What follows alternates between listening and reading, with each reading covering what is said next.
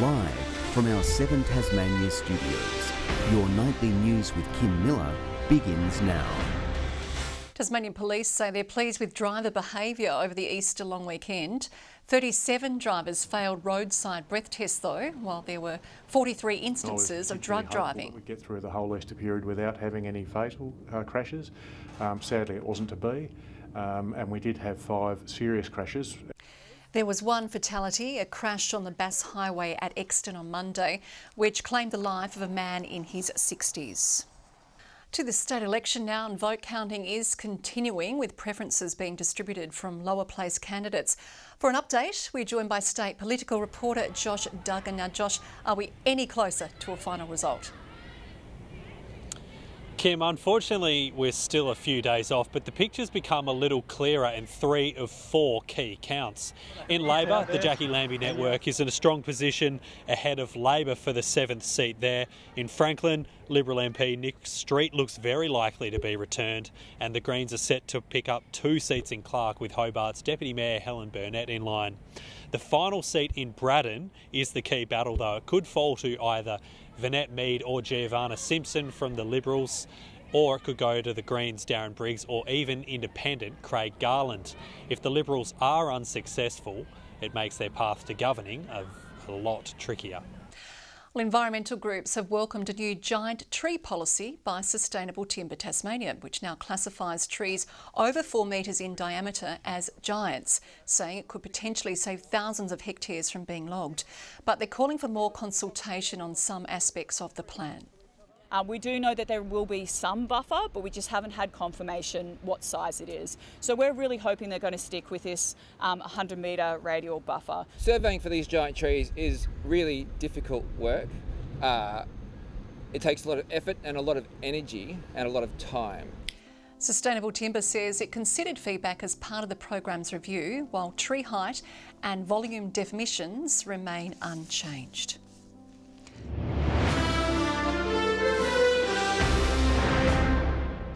Police have slapped a 19-year-old Northwest man with a string of charges for allegedly being in possession of a homemade firearm and also with stolen items and cannabis. Uniform officers were patrolling Hobart CBD yesterday when the Miandetta man allegedly stole items from a business.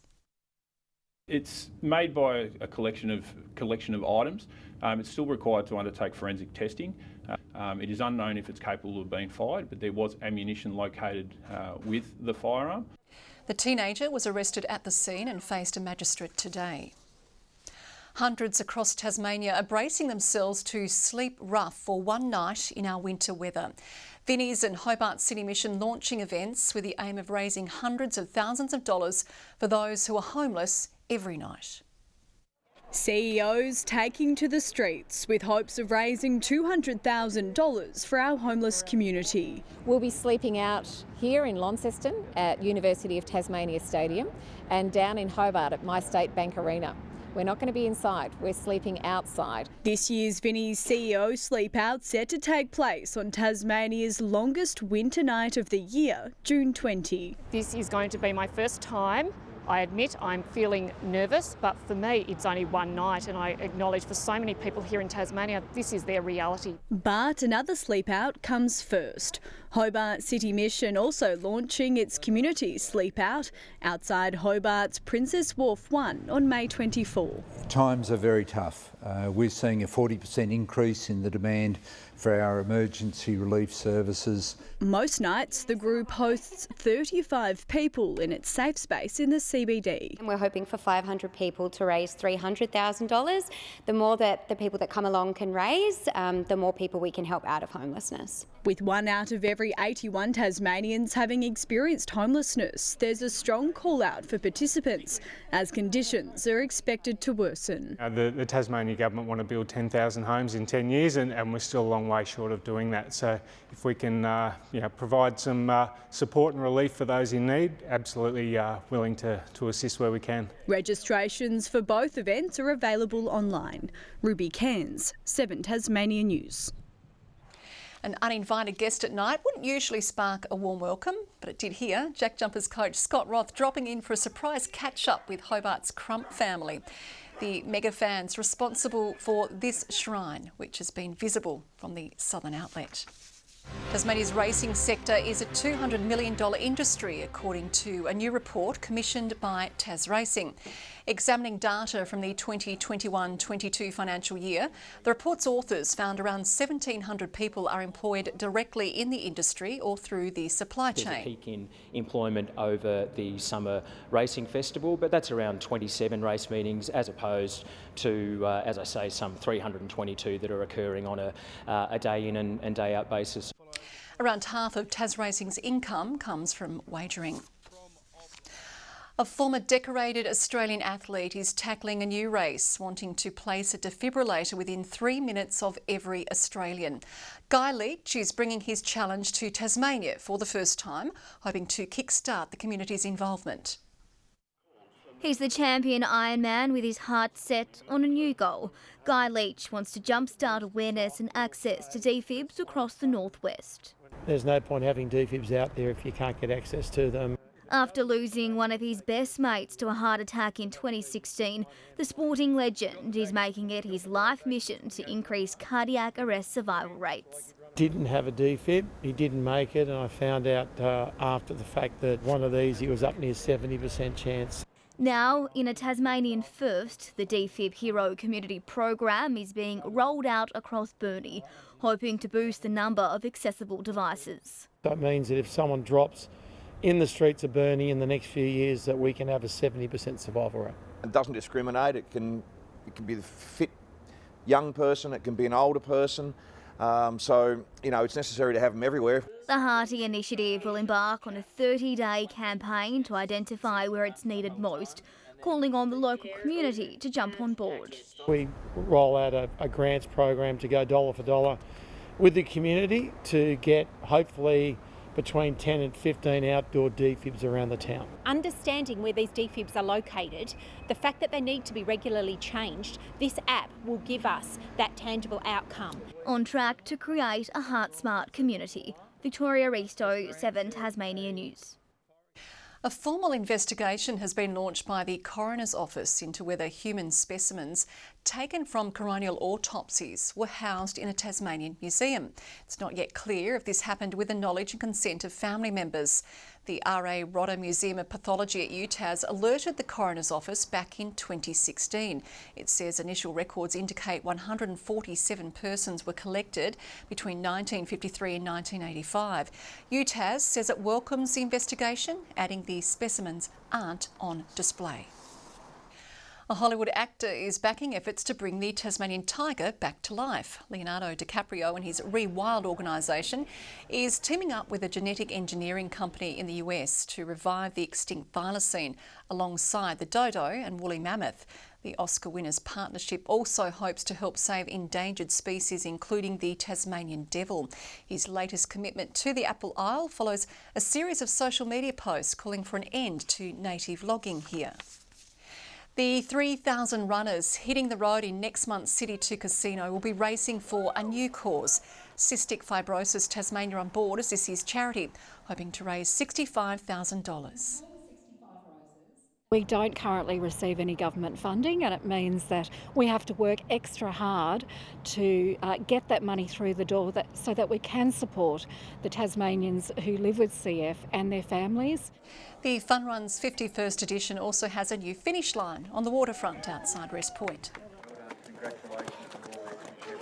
Bring it out here onto the grass so that people can actually be watching their family finishing as well, while all being together. That's sort of what we wanted to do. Race organisers today getting an insight into one of the challenges facing those with cystic fibrosis, using a straw to simulate breathing difficulties.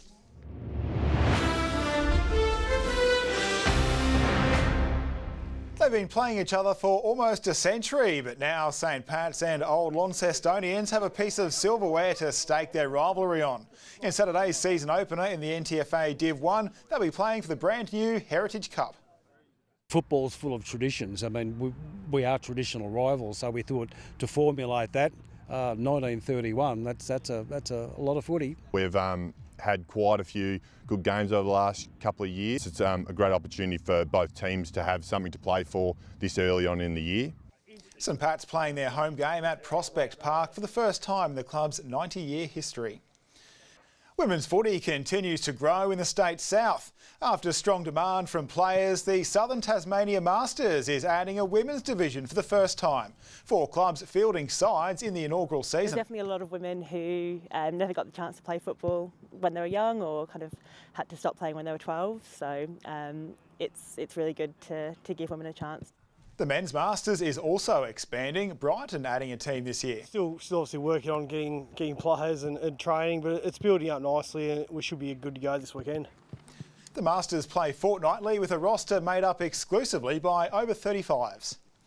With a new coach and a laser focus on playing finals, Northwest Thunder start their NBL 1 season with a hit out against local rivals Hobart Chargers. Consistency will be key this year after a high-energy pre-season. I think we're just all really excited to be able to actually play with each other. It's been a long pre-season. Everyone's been great. Excited about our new import point guard, Seth Suave. He's come in and brought awesome leadership and a really good skill set to our group. The local derby is 7 o'clock Saturday at Ulverston's Thunder Stadium. Good evening. Hobart and Burnie 16 degrees today, Launceston and Devonport 17, and that was as warm as it got. 17 also at Lowhead, Scottsdale, Friendly Beaches and the Islands. The cooler southwesterly certainly had their effect today. St Helens reached 16, Bushy Park 15 and Grove 14. Lyawini our low with -1. The west and north east of the state with some cloud today, just patchy cloud elsewhere around Tasmania. Low-level cloud is being directed over the south of WA, South Australia and into Victoria and New South Wales. The low-pressure trough over the north of the country has plenty of cloud brewing up there through a line to the northeast. Tomorrow, the main action for us will be due to the large high, extending a ridge right across the state. West to southwesterly winds at 10 to 15 knots. They'll tend westerly at 15 to 25 knots over the south with a 4-metre swell.